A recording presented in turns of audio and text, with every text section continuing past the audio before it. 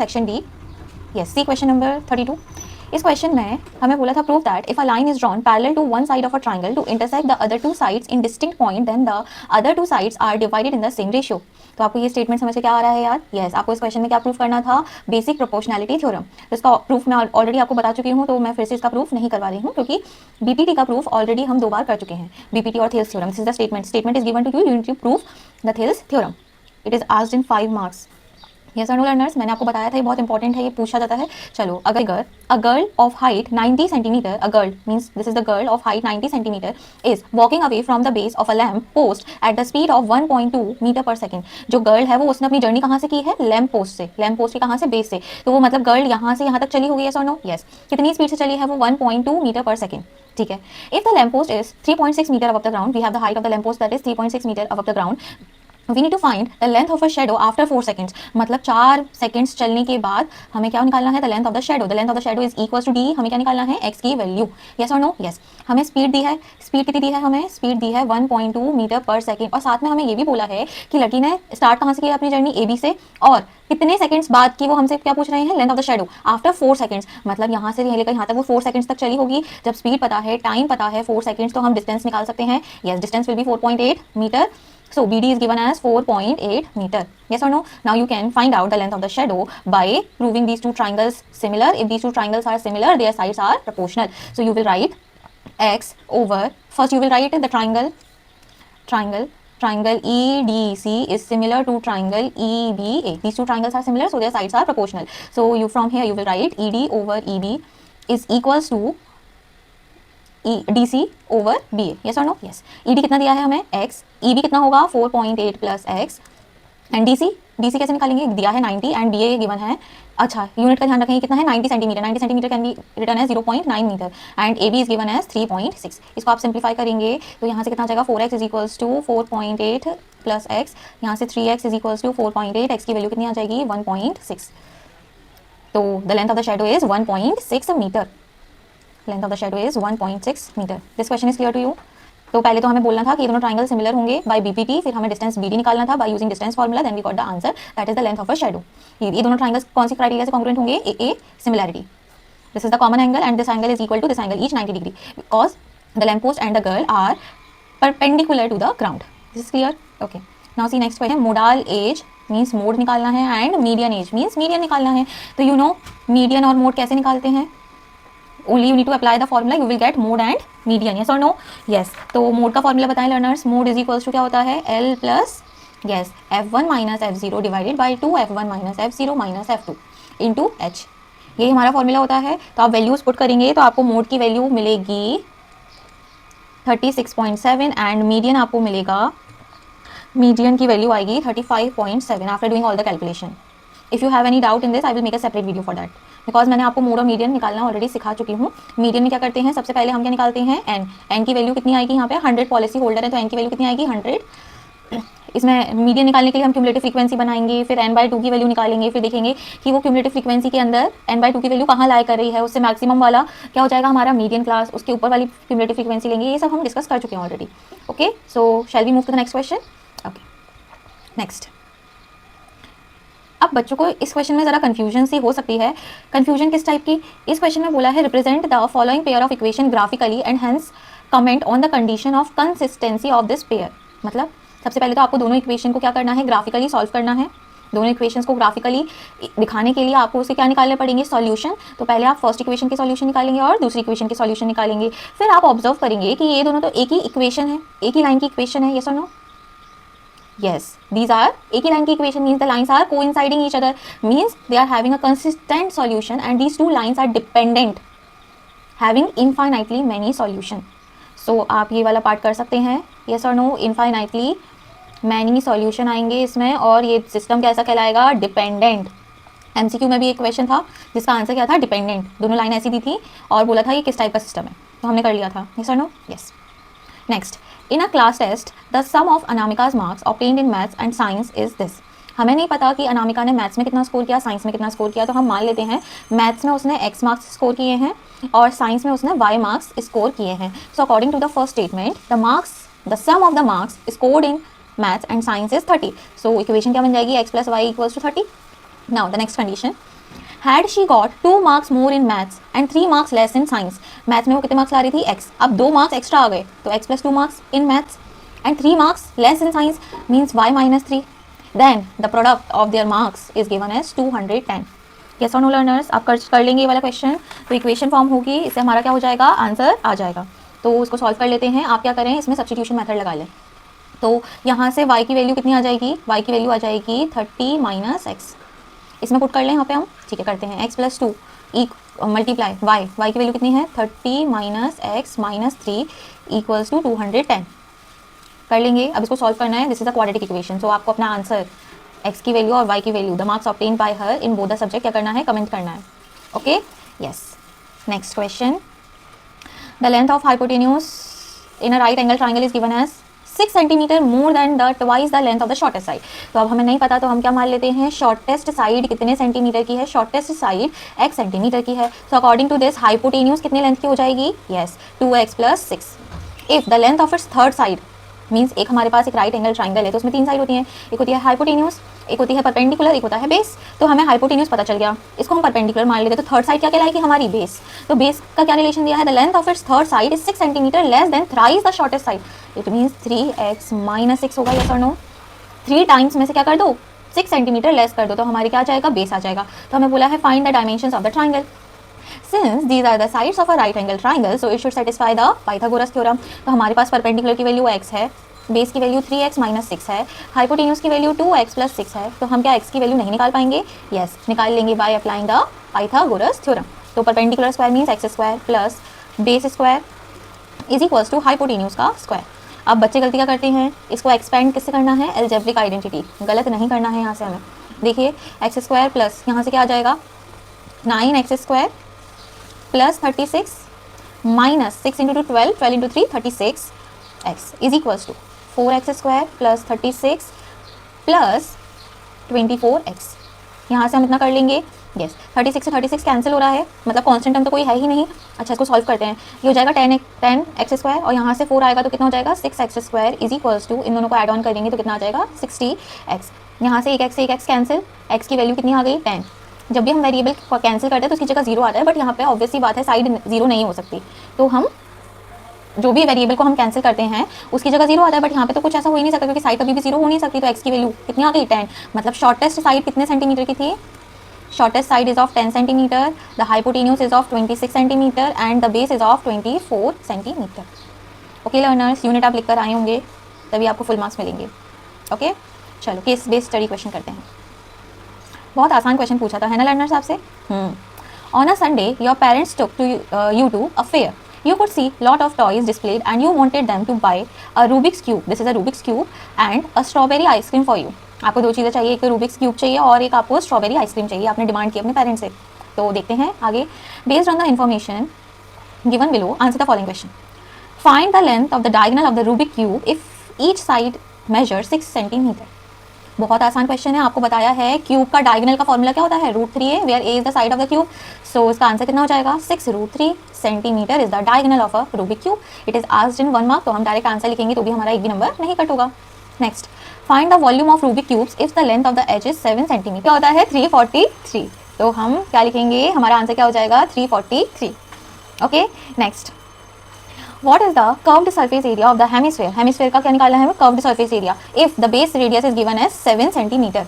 ठीक है, तो हेमिस्फेयर का कर्व सरफेस एरिया का फॉर्मूला यस 2πr²। रेडियस तो आपको ऑलरेडी दिया हुआ है, तो आप रेडियस की जगह क्या रख देंगे 7 and 7। Now you need to do the calculation, कर लेंगे यस। तो कितना हो जाएगा ये 44 × 7 that will B 308 centimetre square, yes because it is curved surface area and here it is volume, so unit will be centimeter cube, 343 centimeter cube. Next, if two cubes of h 4 centimeter are joined end to end, कितनी बार कर चुके हम ये question. अच्छा तो इसमें length कितनी हो जाएगी 8, विड्थ कितनी हो जाएगी 4, हाइट वही रहेगी 4। तो हमें क्या निकालना है, क्या निकालना है इसमें सरफेस एरिया। अब मैंने आपको बताया है जब भी सिर्फ और सिर्फ सरफेस एरिया बोल रहे हैं मतलब वो हमसे क्या निकलवाना चाह रहे हैं TSA, तो हम क्या निकालेंगे TSA का फॉर्मूला 2 × LB + BH + HL। इसको सॉल्व कर लेंगे तो 2 × 8 × 4, 4 8 = 32, B × H 4 4 = 16, H × L कितना आ जाएगा 32। इसको सिंप्लीफाई करेंगे तो 2 इंटू ये हो जाएगा हमारा 64, 64 plus 16 80 and 80 into 2 that will be 160। So the surface area of the resulting cuboid is 160 centimetre square. This question is clear? Okay, I think this is the last, no, second last question. Your elder brother wants to buy a car and plans to take a loan from the bank for his car. He repays his total loan इतना by paying every month. मतलब हमें क्या दिया है, उसने total loan कितने का लिया है? यस, टोटल लोन उसने लिया है SN, हमें दिया है 1,18,000, क्योंकि बोला है ना your elder brother wants to buy a car and plans to take a loan from a bank for his car, he repays his total loan, means हमें क्या दिया है SN। क्वेश्चन को ही रीड करके हमें इन्फॉर्मेशन गैदर करनी होती है। Next, starting the first instalment of 1,000 rupee and he increases the instalment by 100 rupee every month. मतलब पहले महीने उसने कितना पे किया? 1,000 रुपी, तो मतलब ए क्या हो गया यहाँ पे 1,000 एंड डी कितना हो जाएगा 100, क्योंकि वो इंस्टॉलमेंट का अमाउंट क्या कर रहा है, बढ़ा रहा है bye 100 rupee every month. First month में उसने 1,000 रुपी दी होंगे, तो सेकंड मंथ में 1,100, थर्ड मंथ में 1,200, ऐसे करके उसने पे किया है। तो क्वेश्चन का आंसर देना है, find the amount paid by him in the 30th instalment. मतलब हमें क्या निकालना है, A30 को क्या लिखेंगे, A प्लस 29D, ए की वैल्यू दी है 1,000 प्लस 29 इंटू डी, डी की वैल्यू है 100, कितना आ जाएगा ये 3900। मतलब जब 30th मंथ होगा, 30 इंस्टॉलमेंट पे करना होगा, तो कितना पे कर रहा होगा 3,900 rupee. Okay, next, find the number of instalments in 40, नहीं, if the total number of instalments is 40, मतलब हमें क्या दिया है, एन की वैल्यू कितनी दी है 40, तो हमें पूछा है what is the amount paid in the last instalment, तो उसने लास्ट इंस्टॉलमेंट में कितना अमाउंट पे किया होगा। मतलब हमें क्या निकालना है, A40 की वैल्यू, A40 मतलब A प्लस 39D, यस, ए की वैल्यू कितनी है 1,000, 39 इंटू डी कितना है 100, इसको सॉल्व करेंगे तो कितना आएगा 4900। कर लेंगे लर्नर्स। अब बच्चों को कन्फ्यूजन यहाँ होती है कि मैम जब हम इसको सॉल्व करेंगे तो नंबर ऑफ इंस्टॉलमेंट से कुछ और आएगा, तो हम क्या कंसीडर करें। तो बेटा ये क्वेश्चन 1 मार्क में पूछा गया है, तो आपको ज़्यादा दिमाग नहीं लगाना है, आपको इस क्वेश्चन के अकॉर्डिंग देखना है, हमें नहीं देखना कि यहाँ पे उसने कितने नंबर ऑफ इंस्टॉलमेंट पे किया है। बात समझ में आ रही है? Okay, now see the next, what amount does he still have to pay after 30 instalment. मतलब हमें पता चल गया कि भाई उसने 30 इंस्टॉलमेंट में कितना पे किया था, क्योंकि ऊपर पूछा गया है 30 इंस्टॉलमेंट में कितना पे किया था उसने 3900, तो वो बोल रहे हैं 30 इंस्टॉलमेंट उसने पे कर चुका है ऑलरेडी, अभी भी कितना अमाउंट रह गया है। मतलब हमें क्या निकालना है, S30 और S30 आ जाएगा, तो उसमें से ये टोटल अमाउंट क्या कर देंगे माइनस, तो क्या आ जाएगा रिमेनिंग अमाउंट। तो हम इसमें कौन सा फॉर्मूला लगाएंगे, n/2 first term plus last term. So यहाँ से कितना आ जाएगा 15, ए की वैल्यू है 1000, A30 की वैल्यू है 3900, सो उसको सॉल्व करेंगे 15 इंटू 4900, इसको सॉल्व कर लेंगे तो you will get the amount paid in 30 instalments, then you will need to subtract this by 1,18,000। Okay, next, what find the ratio of the 10th instalment to the last instalment. अब हमें नहीं पता last instalment में उसने कितना पे किया, क्योंकि हमें नंबर ऑफ इंस्टॉलमेंट्स ही नहीं पता, तो सबसे पहले हमें क्या निकालना होगा, नंबर ऑफ इंस्टॉलमेंट्स। तो हमें SN दिया है 1,18,000, हमें क्या निकालना है, N की वैल्यू निकालनी है कब, जब हमें A की वैल्यू पता है और D की वैल्यू पता है, तो निकालते हैं। Okay, SN n/2 bracket 2000 plus n-1 into 100, इसको सॉल्व करेंगे लर्नर्स, यस और no, you will get the number of instalments. Number of instalment आ जाएगा, तो लास्ट इंस्टॉलमेंट और फर्स्ट इंस्टॉलमेंट का रेशियो निकालना था, जो आप कर सकते हैं, यस और no, yes. If you have any doubt you can comment and ask, okay, very easy questions. Next, Tejas is standing at the top of a building, okay, here at point A Tejas is standing and observes a car at an angle of depression 30 degree, ठीक है। अच्छा, जो ये angle होगा वही ये angle होगा, yes और नो, क्योंकि ऊपर से और नीचे दोनों क्या होते हैं, इनके हॉरिजॉन्टल लेवल जो एक दूसरे के क्या होते हैं, parallel, so they are forming a alternate interior angle. So ये एंगल 30, तो ये भी एंगल 30 होगा, ये एंगल 60 है, तो ये भी एंगल 60 होगा। Next, as it approaches the base of the building at the uniform speed, ये स्पीड कैसी है, uniform, 6 seconds later the angle of depression increases to 60 degree, okay, at that moment the car is 25 meter away from the building। अच्छा, C से D जाने पर कितना time ले रहा है वो, 6 seconds। तो हमें कुछ क्वेश्चंस के आंसर देने हैं, ठीक है। हमें पता है स्पीड इज इक्वल्स टू क्या होता है, डिस्टेंस ओवर टाइम, यस और नो। तो डिस्टेंस मतलब क्या होगा, स्पीड इनटू टाइम, यस और नो, यस। हमें नहीं पता कितनी स्पीड से मूव कर रहा है, क्या पता है, नहीं पता, तो हम स्पीड क्या मान लेते हैं, इसकी स्पीड मान लेते हैं हम x, ये क्लियर है। अच्छा, जब आपके पास स्पीड पता है, आपके पास क्या है, स्पीड कितनी x, और टाइम पता है आपको, डी से सी पर जाने पे कितना टाइम लग रहा है 6 सेकंड, तो उसकी डिस्टेंस कितनी हो जाएगी 6x, यस और नो, यस। हमें नहीं पता C से B जाने पर उसने कितना टाइम लिया, तो हम मान लेते हैं उसने t टाइम लिया। तो according to this 25 is equals to क्या हो जाएगा xt, क्योंकि स्पीड तो उसकी यूनिफॉर्म ही है, distance is equals to speed into time. ठीक है, तो इसको हम 25, इसको हम क्या लिख सकते हैं, डिस्टेंस को क्या लिख सकते हैं xt, यस और नो। चलो अभी कुछ नहीं लिखते, हम ऐसे ही लिख रहने देते हैं। Okay, now answer the following question. Height of the building, हमें क्या निकालना है, हाइट ऑफ द बिल्डिंग। बहुत ईजी है, इसमें तो हमें इस वाले ट्राइंगल में क्या लगाना है, trigonometric relation in triangle ABC। tan 60 बराबर हाइट अपॉन 25, tan 60 की वैल्यू √3, यहाँ से हाइट की वैल्यू कितनी आ जाएगी 25 √3। अब इसमें √3 की वैल्यू पुट करने की कोई ज़रूरत नहीं है क्योंकि एक नंबर में पूछा गया है। सो 25 √3 मीटर, यूनिट लिखना ज़रूरी था। Next, what is the distance between the to position of the car, मतलब हमें x की वैल्यू निकालनी है। क्या निकालना है, x की वैल्यू। तो निकालते हैं हम x की value.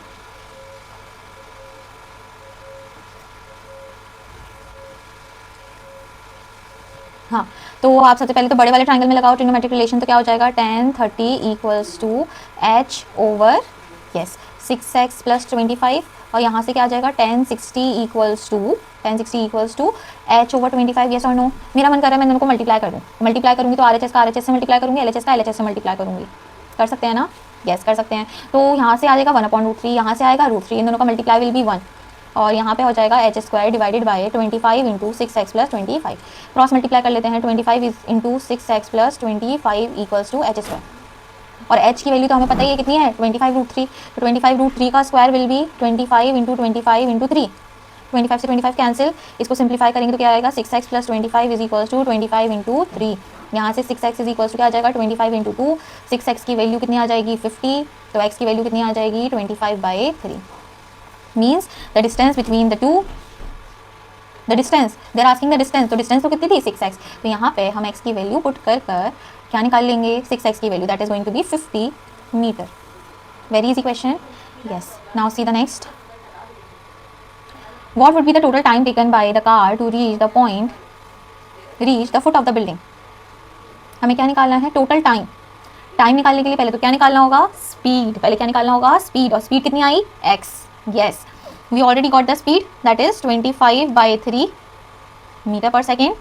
This is the speed, हमने x माना, x क्या माना था, स्पीड ऑफ द कार।